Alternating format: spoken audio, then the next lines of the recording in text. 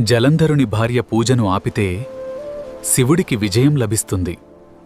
నేను సహాయం చేస్తాను.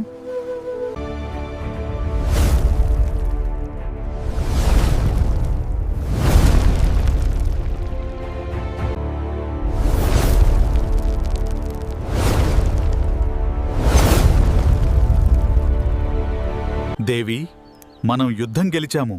స్వామి, మీరు తిరిగి వచ్చారు. నా పూజలు ఫలించాయి.